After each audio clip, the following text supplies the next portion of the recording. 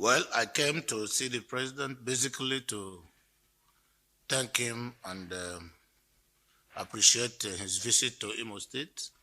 You recall he was in Imo State on official visit where he commissioned some strategic projects built by my administration and also used that opportunity to had a town hall meeting with critical stakeholders and leaders of the Southeast. And that for me was a very huge success. So I have to come to show appreciation and to thank Mr. President. Basically, that's the main purpose of my coming, and took that opportunity also to brief him on the security situation in Imo State and remarkable successes we've recorded within the short period after his visit.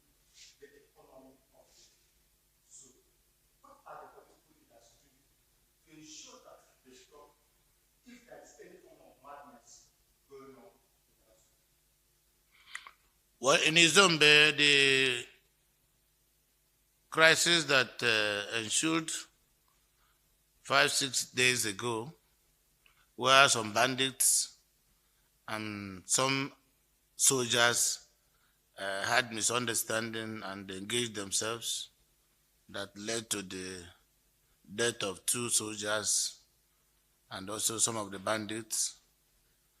Prominent among the bandits was one of the key prisoners that escaped from Owerri Correctional Facility. And that led to reprisal attack, and houses were burnt. Only yesterday I had a town hall meeting with the entire community. I met with the leaders in the palace of the traditional ruler and the town hall meeting with critical stakeholders from the area. And we have agreed to embrace peace. And going forward, I've constituted a committee to look into the matter, come up with recommendations as to how we can support the community with some palliative measures.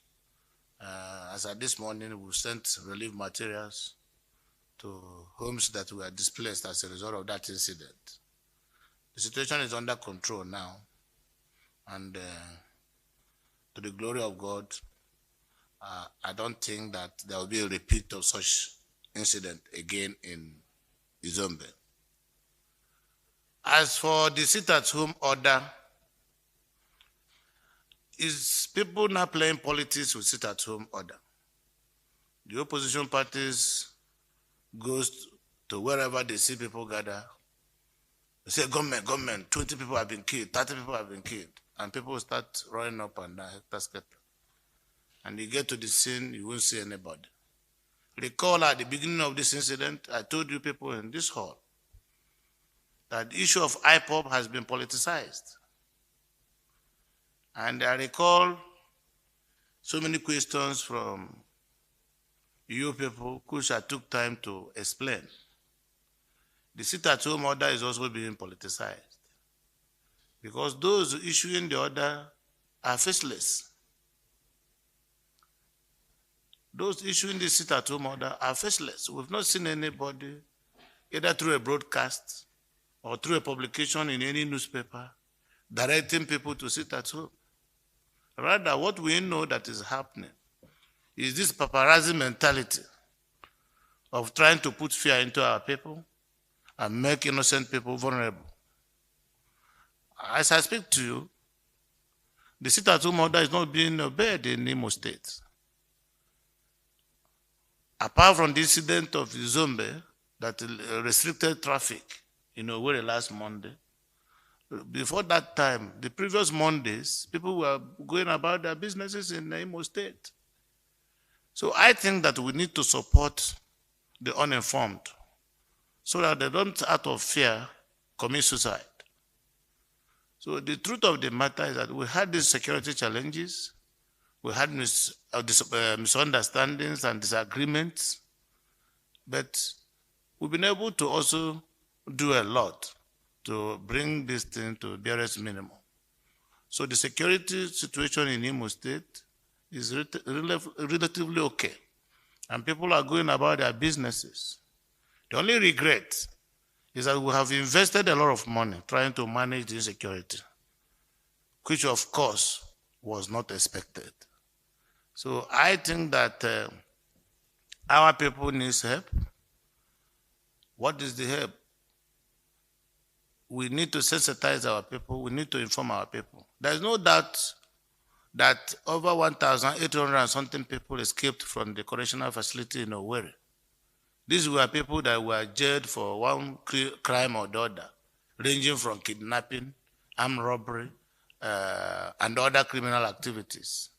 So they are still on the street committing similar crimes for which they were jailed. And we're also struggling, doing our best, looking for them. Out of 1,846 inmates, we've been able to rearrest over 870. So we're still counting. But we need to be encouraged. We need also to be supported. And by the grace of God, I'm sure that nobody wants to die. I've taken a census of the number of people that were killed during this period. 75 to 80% are Igbos. So if it is about political agitation, why will you kill your brother to get independence? If you get independence, who will you rule? So it makes no sense. People coming out on the street and killing their relatives under the guise of, I want Biafra or I want that. I said in many fora that 50-something years ago, Odumegwu Ojukwu wanted Biafra through confrontation to federal government. And he was not able to achieve it with the amount of money available to him, arising from the father's wealth and other well-meaning Igbo people. 50-something years after, how do you think that that thing that didn't work will now work in a digital age?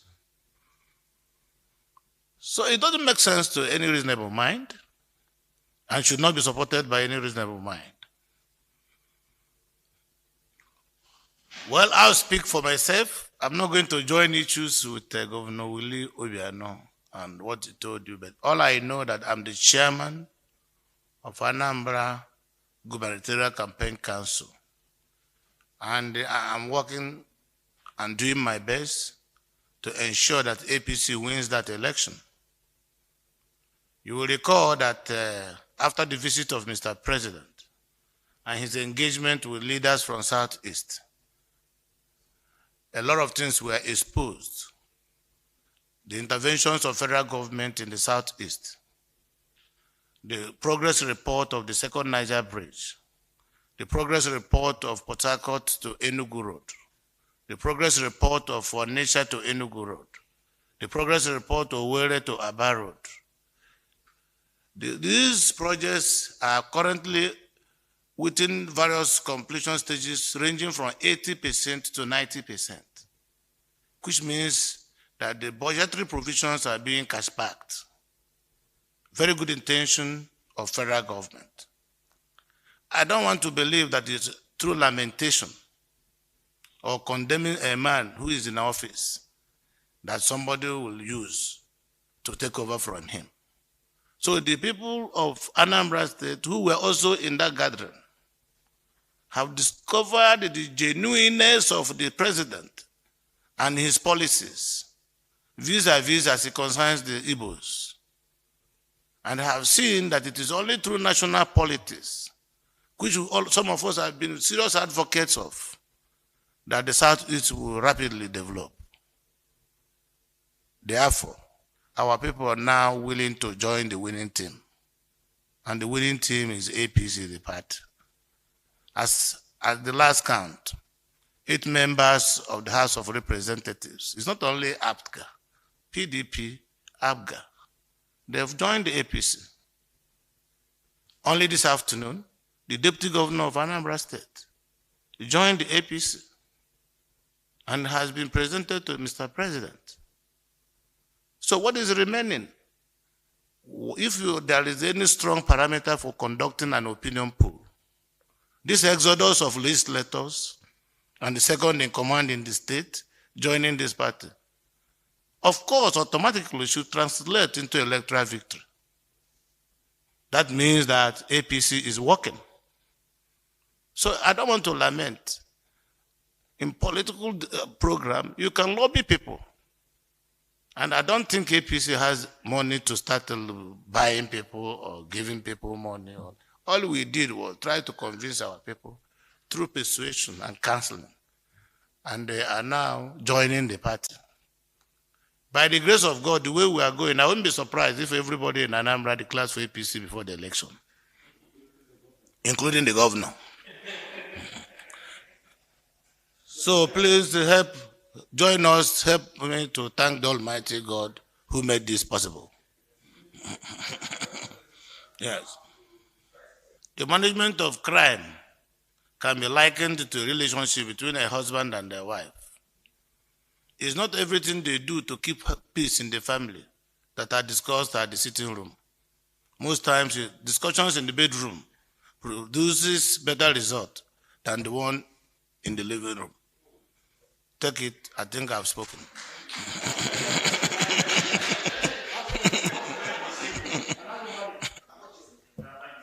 Well, if the governor wants to come and collect money, he should come, we will give to him.